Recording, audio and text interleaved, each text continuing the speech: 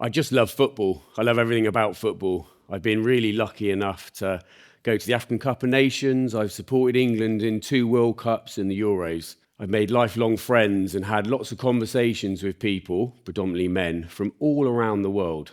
What it's also done is given me the opportunity to have events in the workplace and show those special England matches. And ironically, only 2 days ago, someone shared one of those events, and it was in an office environment, big screen, food, drink, great atmosphere. And it was England-Iceland, one of those games that we unexpectedly lost. And I remember now how shocking it was at the time. But what shocked me even more was when I found out recently, when England lose unexpectedly like that in a major match, the cases of domestic abuse go up by around 38%. All over a game of football. While I was pondering that, something awful happened to someone I care about deeply. They were sexually assaulted in a really public place. But I'm not sure actually whether that shocked me more, whether it was a response from my 2 daughters and my wife when we were talking about it at home. One daughter said, "It's always going to happen, Dad. Better get it out of the way." My other daughter said, "They'd be lucky if it only happens once." And my wife said, "Don't bother going to the police if I was them, because it happens all the time. It's so common. They won't do anything about it." I think in that moment I had 2 realizations. One was that I spent my entire life living with women, and I had absolutely no idea about the reality of their existence. And 2, I used to always think these crimes, these incidents were perpetrated by violent men or bad men. But actually what I realized was the ignorance of ordinary men like me that allows and perpetuates that cycle to continue. So while I was digesting that ignorance, I started to look into it a bit more, and I found this statistic which just absolutely floored me.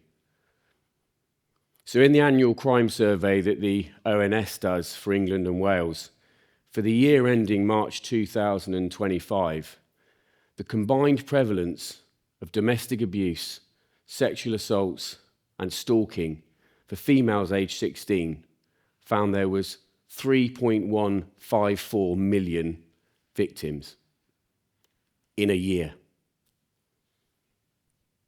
Doesn't matter how many times I hear that or see it, still absolutely blows my mind.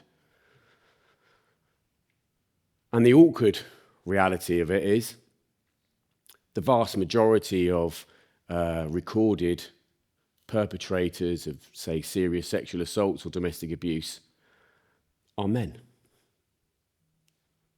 Uncomfortable as that is to hear. And actually, if you sit there and think about all of these crimes, it almost becomes overwhelming when you look at that number. But actually, there are things that we can do.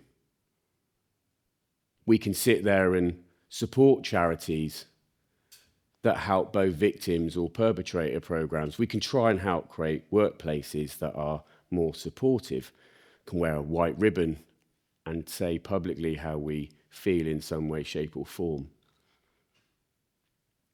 But actually, I believe fundamentally men are part of the problem, but they're absolutely part of the solution. And I think the solution is very simple. I think men just need to start the conversation with other men.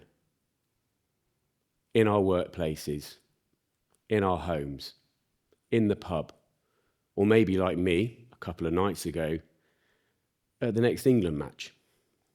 Start the awkward conversation. Because in amongst that 3.154 million number, how many mums, how many daughters, how many nieces, how many aunties are in amongst it?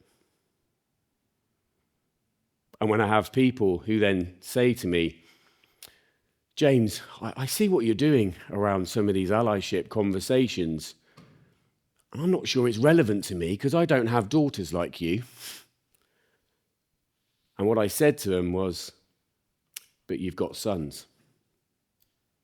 And actually, how can we stop ordinary men like me and our ignorance passing through to the next generation?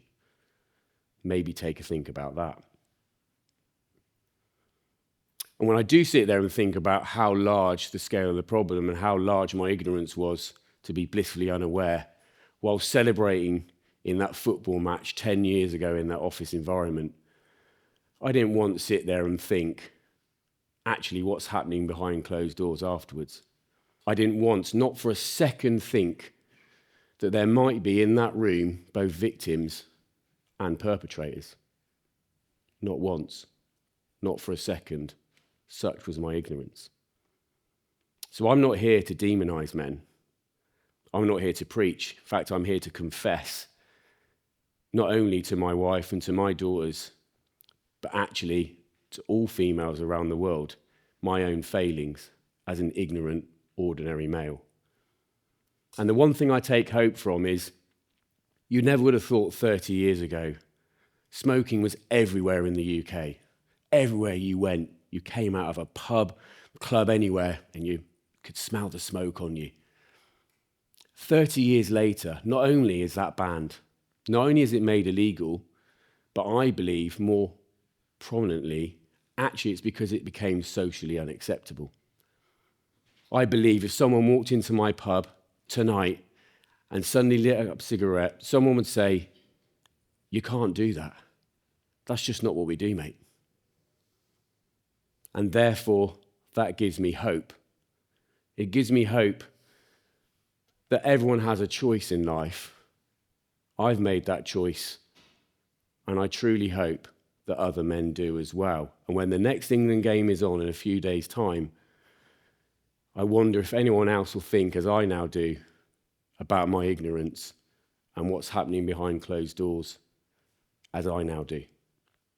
Thank you.